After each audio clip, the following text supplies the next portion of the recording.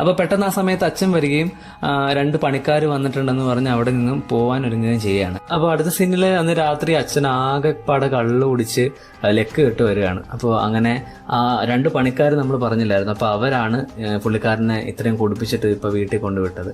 അപ്പോൾ അങ്ങനെ എങ്ങനെയൊക്കെയോ അച്ഛനെ പിടിച്ച് കട്ടിലിൽ കിടത്തി.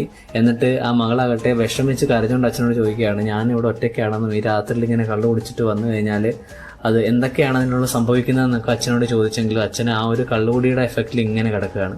അപ്പോൾ പെട്ടെന്ന് തന്നെ അവൾ കഥമൊക്കെ അടച്ച് ഇരിക്കുന്ന സമയത്താണ് പെട്ടെന്ന് കഥകിൽ കൊട്ടുന്നത്. അപ്പോൾ ആ കൊട്ട് കേട്ടിട്ട് ഈ പെൺകുട്ടി ആകെപ്പാടെ പേടിച്ച് നിൽക്കുകയാണ്. കാരണം അത്രയ്ക്കും ആഞ്ഞാണ് കൊട്ടുന്നത്. അപ്പോൾ പേടിച്ചു പോയി പെങ്കൊച്ചാവട്ടെ പുറത്തൂടെ, അതായത് അടുക്കളവാതിലൂടെ ഇറങ്ങി കാട്ടിലേക്ക് ഓടുന്ന സീനാണ് അടുത്തായിട്ട് കാണിക്കുന്നത്. അപ്പോൾ അടുത്ത സീനിൽ നമ്മൾ മുമ്പേ കണ്ട ആ ഒരു ചേച്ചി ഇല്ലേ, അയലത്തുകാരി, അപ്പോൾ ആ ചേച്ചി അവിടേക്ക് വന്ന് അല്ലിയുടെ അച്ഛനെ ഭയങ്കരമായിട്ട് ശകാരിക്കുകയാണ്. കാരണം ഈ ഒരു മകളെ ഇങ്ങനെ ഈ ഒരു അവസ്ഥയിലിട്ട അച്ഛന് ഭയങ്കരമായിട്ട് തെറിവിളിക്കുകയാണ്. അപ്പോൾ അങ്ങനെ ആ ഒരു പ്രശ്നമൊക്കെ ആയപ്പോഴത്തേനും അച്ഛൻ ആകപ്പാടെ വിഷമിച്ച് മകളോട് പറയുന്നു, ഇനിയും ഞാൻ കള്ളു കുടിക്കില്ല, നമുക്ക് ഇനിയും ഇങ്ങനൊരു പ്രശ്നം ഉണ്ടാവില്ല, നമുക്ക് പുറത്തൊക്കെ പോയിട്ട് ഭക്ഷണമൊക്കെ കഴിച്ചിട്ട് ടൗണിൽ പോയിട്ട് തിരിച്ചു വരാമെന്നൊക്കെ മകളോട് പറയുകയാണ്.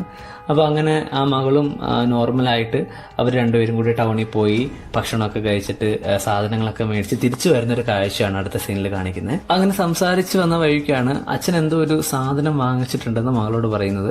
അപ്പോൾ അതെന്താണെന്ന് ചോദിച്ചപ്പോൾ അത് നിനക്കൊരു സർപ്രൈസ് ആണെന്നും അച്ഛന് അവളോട് പറയുകയാണ്.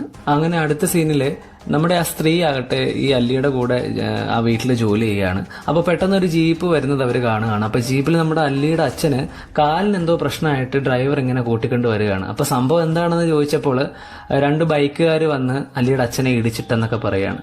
അപ്പോൾ അവരുടെ സംശയമായിട്ട് അവർ പറഞ്ഞത് ആ ജോലിക്കാർ തന്നെ ആയിരിക്കും, ആ 2 പേര് തന്നെ ആയിരിക്കും അച്ഛനെ ഇടിച്ചിട്ടതെന്നാണ് അവരുടെ സംസാരത്തിൽ നിന്ന് നമുക്ക് മനസ്സിലാവുന്നത്. അപ്പോൾ അതൊക്കെ അവരുടെ ഒരു സംശയമാണ്. അങ്ങനെ ആ ചേച്ചിയാകട്ടെ ആ 2 പേരുടെയൊക്കെ പോയിൽ കാര്യങ്ങളൊക്കെ സംസാരിച്ച് അവരെ നല്ലപോലെ തെറിവിളിക്കുകയാണ്. അപ്പോൾ തെറിവിളിച്ച സമയത്ത് അല്ലിയുടെ അച്ഛനാകട്ടെ കോംപ്രമൈസ് ചെയ്യുന്ന രീതിയിൽ ഇനി പ്രശ്നങ്ങളൊന്നും ഉണ്ടാക്കരുതെന്നൊക്കെ പറഞ്ഞിട്ട് അവർ കോംപ്രമൈസ് ആയിട്ട് തന്നെ വീട്ടിലേക്ക് പോകുന്ന കാഴ്ചയാണ് കാണിക്കുന്നത്. അപ്പോൾ ആ സംസാരിക്കുന്ന സമയത്ത് അവർ തമ്മിൽ അങ്ങോട്ടും ഇങ്ങോട്ടും ഡിഫെൻഡ് ചെയ്യുന്നതൊക്കെ നമുക്ക് കാണാം.